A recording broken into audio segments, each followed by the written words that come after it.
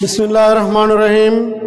Siddhirganj রাবতী Mohan pilot school and কলেজের দশম শ্রেণী ব্যবসা শিক্ষার শাখার শিক্ষার্থীদেরকে হিসাব বিজ্ঞান ক্লাসে স্বাগত জানাচ্ছি। আমরা এইচএসসি পরীক্ষার্থীরাও এই ক্লাসে কেউ কেউ অংশগ্রহণ করে, তাদেরকেও স্বাগত জানাচ্ছি। তাদের অ্যাসাইনমেন্ট চলছে, সুতরাং তারা যদি এখন এই ক্লাসে যুক্ত না থাকে সেটা দোষের কিছু নাই, কিন্তু দশম শ্রেণীর শিক্ষার্থী যারা আছে তাদের উচিত আমাদের এই ক্লাসগুলি দেখা, কারণ ক্লাসগুলি অত্যন্ত গুরুত্বপূর্ণ বিষয়গুলি আমরা আলোচনা করি। আজকে আলোচনা করব নবম শ্রেণীর অ্যাসাইনমেন্ট সম্পর্কে।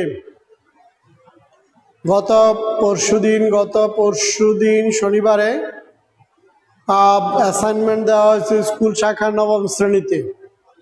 সেখানে হিসাব বিজ্ঞান লেনদেন থেকে একটা অ্যাসাইনমেন্ট দেওয়া হয়েছে। অ্যাসাইনমেন্টটা গতানুগতিক অ্যাসাইনমেন্ট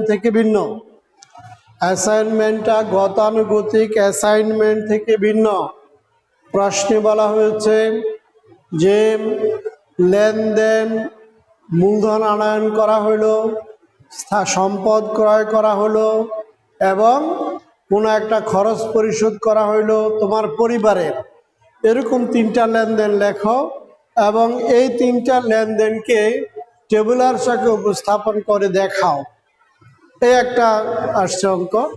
আর একটা অঙ্ক আসছে যে পারিবারিক ঘটনা প্রবাহ থেকে 5টা লেনদেন লেখো। আর একটা লেনদেনের অঙ্ক আসছে যে পারিবারিক ঘটনাগুলি থেকে লেনদেন নয় এমন 5টি ঘটনা লিখো। তাহলে দেখো, যারা লেনদেন কোনটা লেনদেন না এই জিনিসটা বুঝে না, তাদের জন্য প্রশ্নটা অত্যন্ত কঠিন। তারা নিজ থেকে এগুলি করতে পারবে না, কারণ তারা নিজ থেকে যদি করতে যায়, যদি না বুঝে করে, তাহলে লেনদেন যেটা সেটাকে লাগবে লেনদেন নয়, যেটা লেনদেন সেটাকে লাগবে লেনদেন নয়, সেটাকে যে লাগবে লেনদেন। তাহলে বুঝতেই পারছো শিক্ষার্থীবৃন্দ যে এই অঙ্কগুলি দিন দিন, অ্যাসাইনমেন্টগুলি দিন দিন জটিল হয়ে যাচ্ছে। এই পরিস্থিতিতে আমাদের ভালো করে পড়াশোনা করতে হবে, অঙ্ক করতে হবে, অঙ্ক শিখতে হবে এবং সত্যিকার অর্থেই পড়াশোনা করতে হবে। পরবর্তী অ্যাসাইনমেন্টগুলি আমি যা মনে করতেছি সেগুলা সেভাবেই আসবে যে তোমার নিজের বিদ্যায় তুমি এগুলো লিখতে হবে, অথবা শিক্ষককেও তার নিজের বিদ্যা খাটিয়ে লিখতে হবে, সরাসরি একটা সলিউশন দিয়ে দিলে হবে না। আরেকটা জিনিস নবম এবং দশম শ্রেণীর শিক্ষার্থীদেরকে আমি বলতে চাই, অত্যন্ত ভালোভাবেই বলতে চাই যে তোমরা প্রয়োজন হলে তোমাদের শিক্ষকদের সাহায্য নেবা, পরামর্শ নেবা, হেল্প নেবা, কিন্তু তোমরা ফেসবুক তারপর ইউটিউব থেকে কোনো কিছু আন্দাজে ডাউনলোড করে লিখবে না, এতে ভুল সম্ভাবনা থাকে। অনেক শিক্ষার্থীরা, অনেক দুষ্ট ছেলেরা এগুলি ভুল আনসার ইউটিউবে আপলোড করে, যার দ্বারা অনেকেই খারাপ রেজাল্ট করে, অনেকের অ্যাসাইনমেন্টে খারাপ মার্কস আসে। তো আজকে আমি পারিবারিক 5টা লেনদেন, এগুলাকে আমি ব্যবসায়িক লেনদেন তো আমরা করালাম, এবার পারিবারিক লেনদেন, যে কোনগুলি পারিবারিক লেনদেন কোনগুলি পারিবারিক লেনদেন না, আমি এরকম 10টা ঘটনা লিখব। এগুলো থেকে কোনগুলি লেনদেন এগুলি মার্কিং করব, আর কোনগুলি লেনদেন না সেগুলি মার্কিং করব। পাশাপাশি যেগুলি লেনদেন সেগুলি টেবুলার চাকে উপস্থাপন করে দেখাবো যে A=L+E সমীকরণটা সঠিক। তাহলে আমরা শুরু করতে যাচ্ছি পারিবারিক ঘটনা। পারিবারিক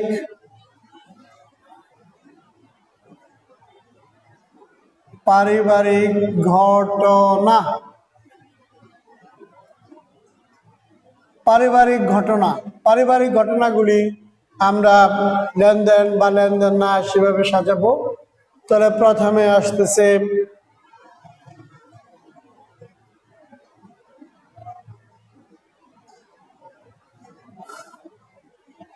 মিস্টার রহিম কর্মস্থল থেকে কর্মস্থল থেকে 50,000 টাকা বেতন পেলেন। একটা ঘটনা। তারপর তিনি চাল ক্রয় করলেন, রাইস চাল ক্রয় করলেন। তিনি চাল ক্রয় করলেন 3,000 টাকা। 3,000 টাকা। কাঁচা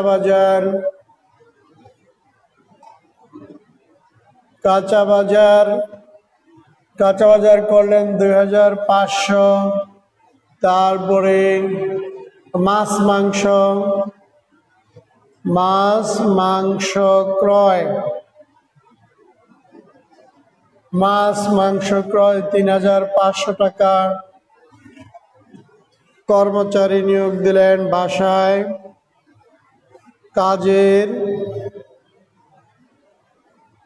কাজের লোক নিয়োগ দিলেন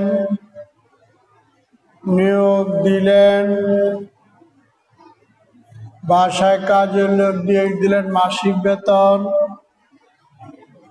যার মাসিক বেতন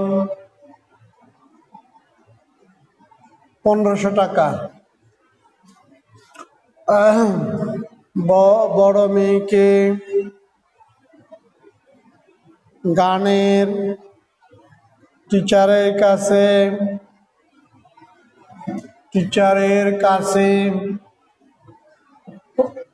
গান শিখতে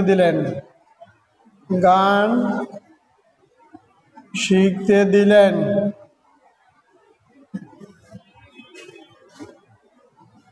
একমাত্র ছেলেকে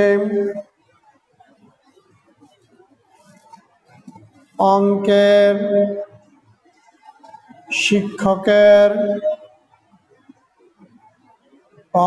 শিক্ষকের কাছে পড়তে দিলেন।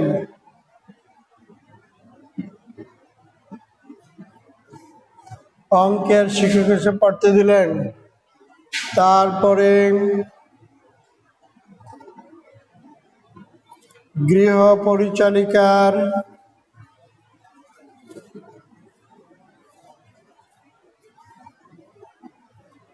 বেতন দিলেন 1,200 টাকা। 1,200 টাকা। নিজের ও স্ত্রীর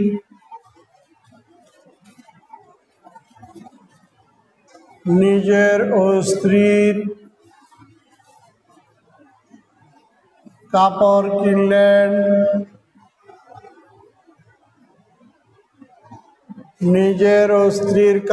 কিনলেন। 3,000 টাকা।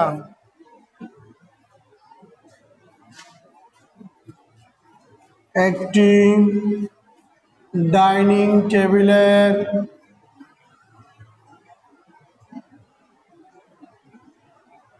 অর্ডার দিলেন।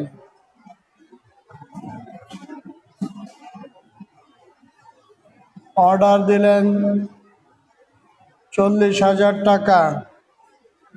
তারপর কটা হলো? 1, 2, 3, 4, 5, 6, 7, 8, 9, 10টা লেনদেন ঘটনা হয়ে গেল। এবার আমরা দেখি এগুলির মধ্যে কোনগুলি তোমার লেনদেন আর কোনগুলি লেনদেন নয়। কোনগুলি লেনদেন এবং কোনগুলি লেনদেন নয়। তাহলে মিস্টার রহিম কর্মস্থলে বেতন পেলেন, এটা লেনদেন। তিনি চাল ক্রয় করলেন, লেনদেন। কাঁচা বাজার করলেন, লেনদেন। মাংস ক্রয় করলেন, লেনদেন। বাসায় কাজের লোক নিয়োগ করলেন, যার মাসিক বেতন 1,500 টাকা, লেনদেন নয়। বড় মেয়ের গানের টিচার কাছে পড়তে দিলেন, লেনদেন নয়। একমাত্র ছেলেকে অঙ্কের শিক্ষকের কাছে পড়তে দিলেন, লেনদেন নয়। গৃহচালিকার বেতন দিলেন, এটা লেনদেন। নিজের স্ত্রীর কাপড় কিনলেন, নিজেরটা। আর তোমার একটি ডাইনিং টেবিলের অর্ডার দিলেন, এটা লেনদেন নয়। তাহলে প্রিয় শিক্ষার্থীবৃন্দু, তোমরা দেখতেই পাচ্ছ এখানে লেনদেন হলো 6টা, আর লেনদেন 9 হলো 4টা।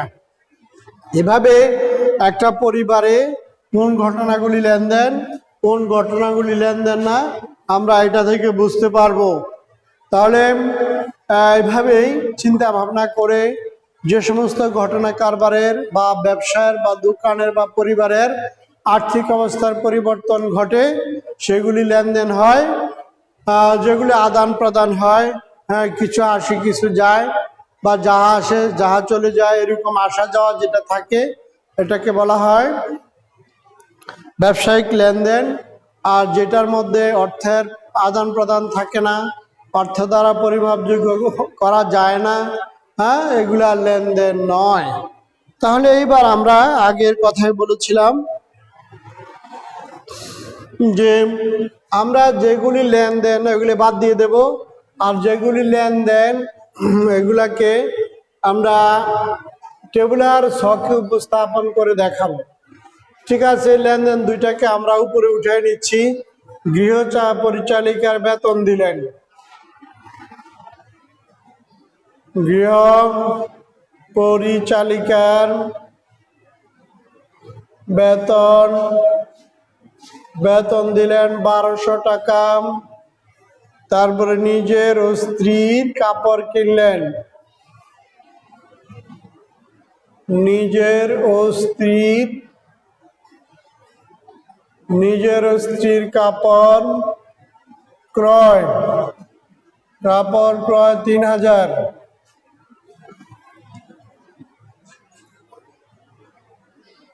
এবার লেনদেন হলো 1টা 2টা 3টা 4টা 5টা 6টা। এই 6টা লেনদেনকে আমরা টেবুলার ছকে উপস্থাপন করি, এবং এই ছকে আমরা কোনো ব্যালেন্স করব না, আমরা সরাসরি দফাগুলিকে লেনদেনে উপস্থাপন করব, লেনদেন টাকাগুলিকে বসাই নেব।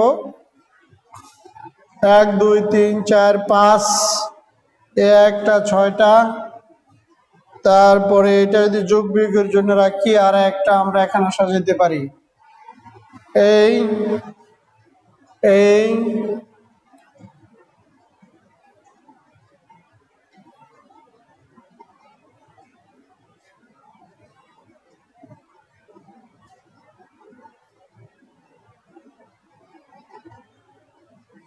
আমরা 2টা সম্পদ রাখি বা 3টা ভাগ করি সম্পদগুলিকে। প্রথমে আসতেছে নগদ, এটা হলো এ নগদ, এটা হলো ব্যাংক, এটা হলো এল, এটা হলো উই মালিকের টাকা পয়সা। তো একটাই এখানে আমাদের হয় নগদ টাকা নয় সম্পদ, আমরা সব বাকিগুলি সবই খরচ। 1 নম্বরে তার সে টাকা আসছে কারবারে, এটা তার মূলধন, এটাই তার মূল বেতন। নগদ টাকা তার ব্যবসায় বাসায় আসছে, আর এটা তার মূলধন, এখান থেকে সে খরচ করবে। এখানে যদি কোনো আয় থাকে সেটা যোগ হবে, কোনো ব্যয় থাকলে সেটা বাদ যাবে। তাহলে এবার 2 নম্বরটাতে দেখি, এটা 1 নাম্বার, এটা 2, এটা 3, এটা 4, এটা 5, এটা 6 নাম্বার লেনদেন। তাহলে তিনি চাল ক্রয় করলেন, এটা 2 নাম্বার লেনদেনে। চাল ক্রয় করলে টাকা যায়, এটা একটা খরচ 3000। আবার এটার সম্পদ, এটা হয় না, চলতি সম্পদ হয় না, এটা খরচে দেখাই দেব। এটা একটা নিত্য নৈমিত্তিক খরচ, এই জন্য এটা কোনো সম্পদের মধ্যে পড়ে না। তাহলে একদিকে আমার নগদ টাকা কমছে, আর একদিকে আমার খরচ বৃদ্ধি পেয়েছে। তিনি কাঁচা বাজার করলেন, কাঁচা বাজার শেষ হয়ে যায়, মাছ মাংস, কাঁচা বাজার, তরি তরকারি, এগুলা কিনতে হয় একটা সংসার চালাইতে। এগুলা কোনোটাই স্থায়ী থাকে না, সেই জন্য এটা খরচের পর্যায়ে পড়বে, এটা খরচের পর্যায়ে পড়বে। আবার এরপরে 4 নম্বরে আছে 4 মাছ মাংস, এটাও খরচের পর্যায়ে পড়ে 1200।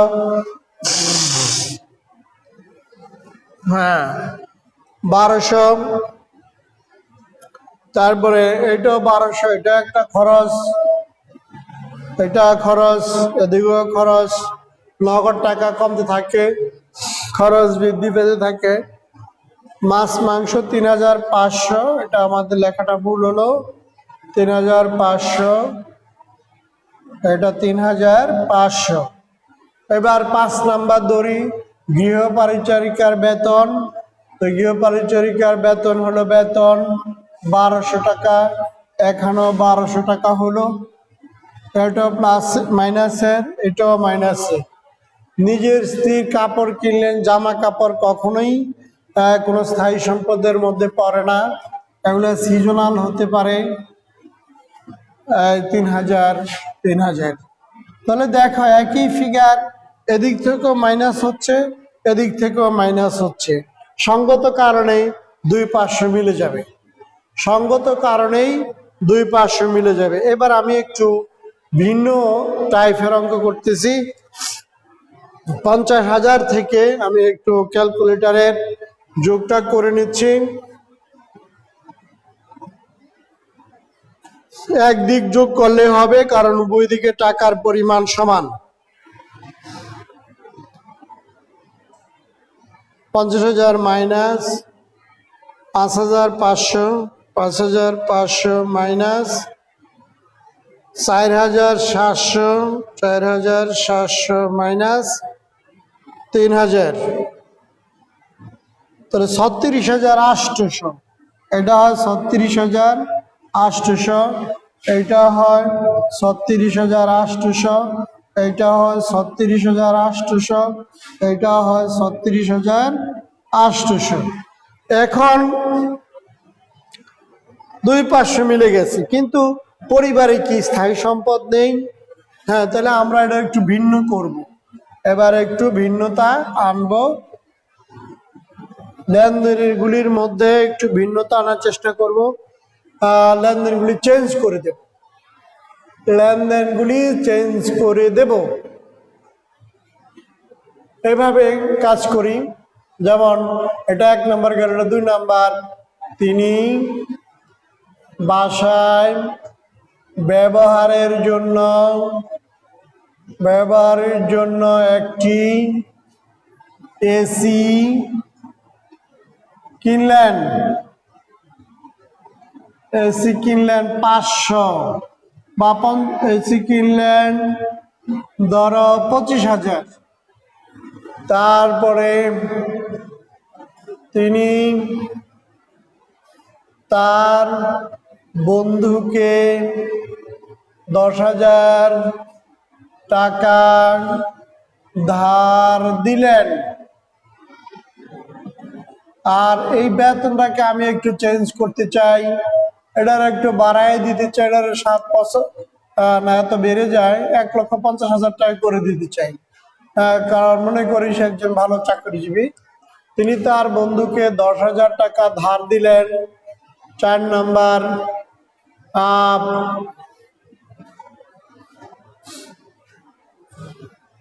নাম্বার, তিনি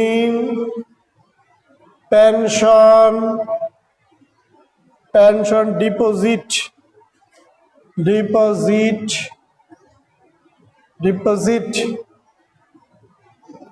করলেন, পেনশন ডিপোজিটে জমা করলেন, ৫,০০০। তারপরে বাসায় ব্যবহারের জন্য এক সেট সোফা কিনলেন,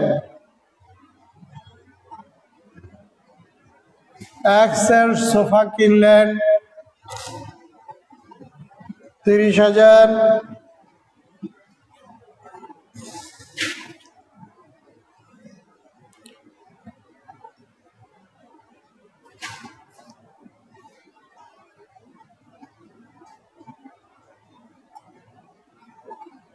এটাকে আর একটু বাড়ায় দেই, ৭০,০০০। বন্ধুর কাছ থেকে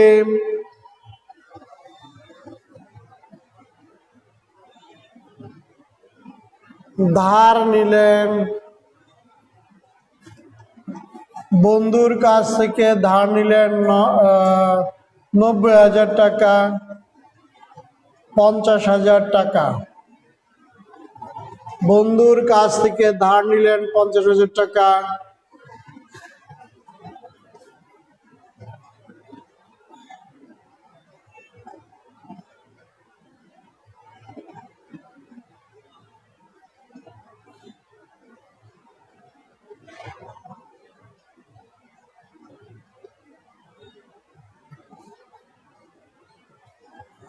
ব্যবসা থেকে আয়,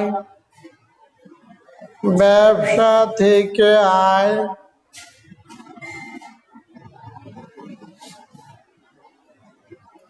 80,000 টাকা, ব্যবসা থেকে আয় 80,000 টাকা। মোটর সাইকেল ক্রয়, মোটর সাইকেল ক্রয় 90,000 টাকা। এই লেনদেনগুলি আমরা এখন উপস্থাপন করব টেবুলার ছকে। দেখো কিভাবে আমরা উপস্থাপন করি। লেনদেন 9টা, লেনদেন 8টা বা 9টা। ছোট ছোট করে 1, 2, 3, 4, 5, 6, 7, 8, 8টা লেনদেন। তারিখ লেনদেনে ক্রমিক।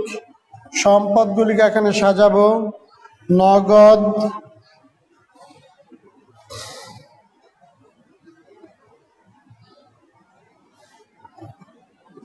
হ্যাঁ নগদ, নগদ, ব্যাংক, এরপরে আসবাবপত্র, যন্ত্রপাতি,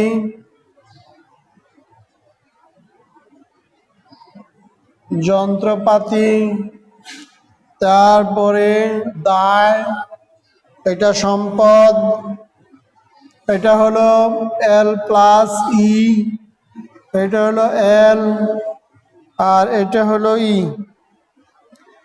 এটা হলো E বা OE। তাহলে দেখো প্রথমটা,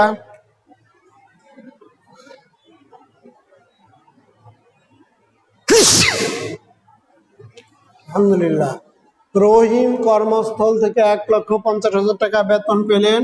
এটা সে নগদ টাকা পাইছে 1,50,000। এটা তার ক্যাপিটাল বৃদ্ধি পাইছে 1,50,000। তিনি বাসা ব্যবহার জন্য এসি কিনলেন। এসি কিনলে তার নগদ টাকা হ্রাস পায়, সম্পদ বৃদ্ধি পায়। এটা যন্ত্রপাতির মধ্যে পড়ে। এসি একটা ইলেকট্রনিক্স ডিভাইস, একটা ইলেকট্রনিক্স যন্ত্র। তিনি তার বন্ধুকে 10,000 টাকা ধার দিলেন। এটা তার বন্ধুকে যদি 10,000 টাকা ধার দেয় তাহলে এটা বিনিয়োগের মধ্যে পড়ে। এখানে একটা ঘর করা দরকার ছিল, আমরা এই লেনদেনটা রাখবো না, এই লেনদেনের ঘর নাই। যদি তিনি তার বন্ধুকে 10,000 টাকা ধার দেয় তাহলে এটা হবে তার বিনিয়োগ, এটা হবে তার, আমি ঘরটা করি নাই সেই জন্য এটা বুঝিয়ে দিচ্ছি, এটা রাখবো না। বন্ধুকে 10,000 টাকা ধার দিলে তার নগদ কমবে, এখানে একটা সম্পদ বাড়বে, এখানে আর একটা ঘর হবে বিনিয়োগ, এখানে আর একটা ঘর হবে, একটা সম্পদ বাড়বে, একটা সম্পদ কমবে। এই লেনদেনটা আমি এখানে রাখতেছি না, কারণ তার ঘর করা হয় নাই, তার সময়ও নাই। তিনি ডিপোজিট পেনশন স্কিমে জমা করলেন।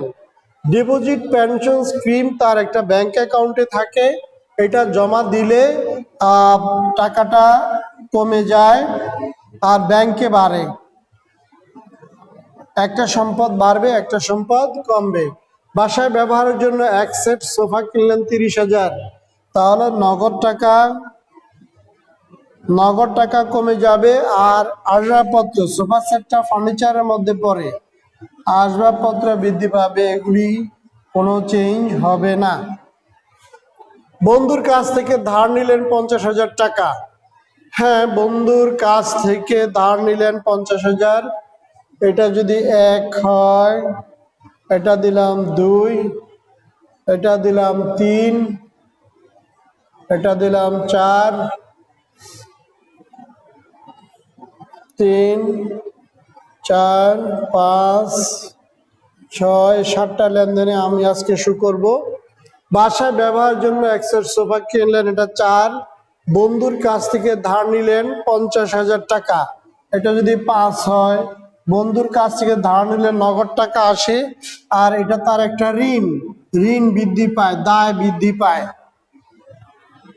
হ্যাঁ, তারপরে ব্যবসা থেকে আয়, তিনি অন্য একটা ব্যবসা করেন বা সাইড বিজনেস করেন, এখান থেকে সে আয় পেয়েছে হলো 80,000 টাকা। 80,000, আর এটা তার আয় বৃদ্ধি। আয় বৃদ্ধি হলে আলহামদুলিল্লাহ এই ঘরে বসবে, আয় বৃদ্ধি। তারপর মোটরসাইকেল ক্রয়, মোটরসাইকেল ক্রয় করলে তিনি 90,000 টাকা দামের একটি মোটরসাইকেল ক্রয় করেছেন।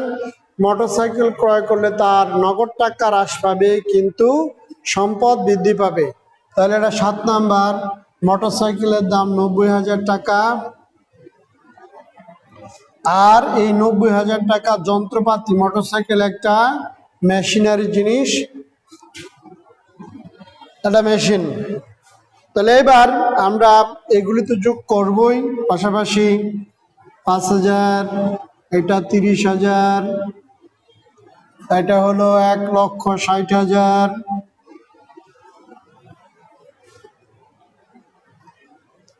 তারপরে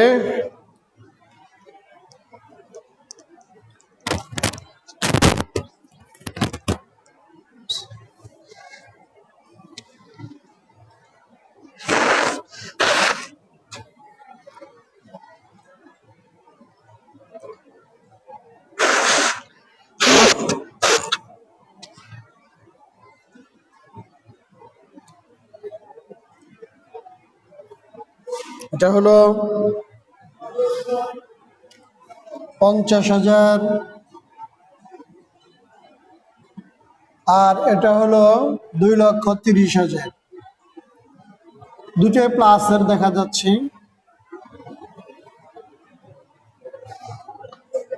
এখানে কোনো মাইনাসের নেই।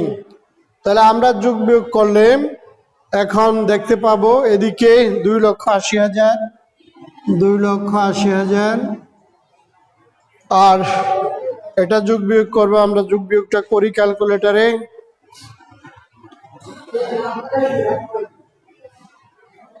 ক্যালকুলেটরে যোগটা করে নিচ্ছি। 1,50,000, 1,50,000 মাইনাস 75,000,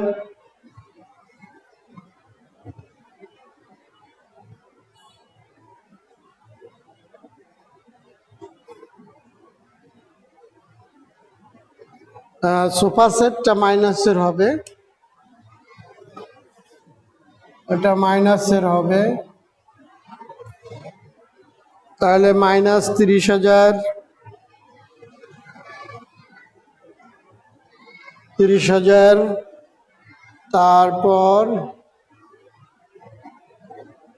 7 নম্বর ছিল মোটরসাইকেল ক্রয়, এটা মাইনাসের হবে। তার মাইনাস 90,000,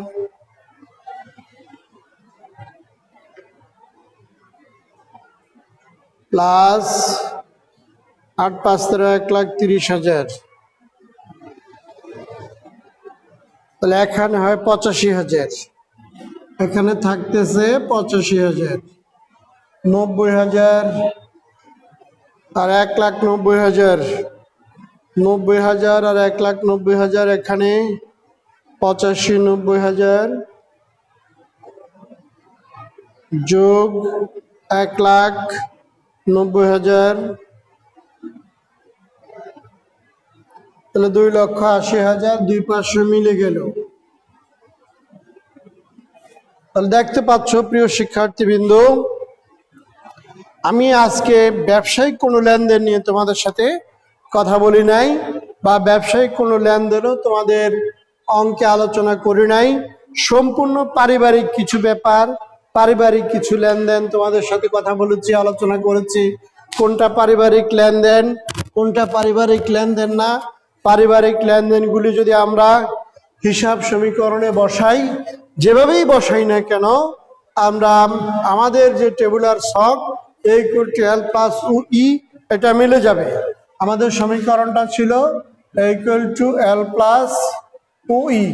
তাহলে এখানে আমরা দেখালাম যেভাবেই সমাধানটা করি, যেভাবেই সমীকরণে বসাই, যদি আমাদের বসানো ঠিক থাকে তাহলে আমাদের অঙ্কটা মিলে যাবে। তাহলে আবার আগামী দিনে আমার ক্লাস আছে তোমাদের সাথে, আগামী দিনে তোমাদের সাথে আবার ক্লাসে দেখা হবে। এভাবে কোনো অঙ্ক নিয়ে আবার আসবো এবং বিস্তারিত কথা হবে। তোমরা বাসায় লেনদেন অধ্যায়টা ভালো করে শিখবে। আর এই কথাটা খেয়াল রাখবে যে অ্যাসাইনমেন্টের ধরনগুলি পাল্টে যাচ্ছে। বিভিন্ন লেনদেনগুলিকে বিভিন্নভাবে যাতে তোমরা বুঝে শুনে করো, এটাই কর্তৃপক্ষ দেখতে চায়, জানতে চায় বা বুঝতে চায়। তাহলে বাসায় ভালো করে পড়াশোনা করবে আর এই করোনা পরিস্থিতি ও নিয়ম মেনে চলবে, এই প্রত্যাশা করে এখানে শেষ করছি। ধন্যবাদ সবাইকে।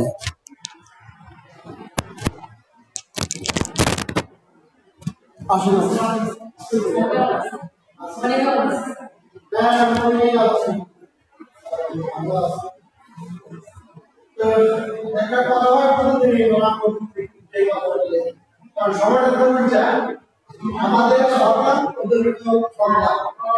আমাদের ভুল হলো সন্ধ্যা, আবার আমাদের সন্ধ্যা হলো ওদের সরকার।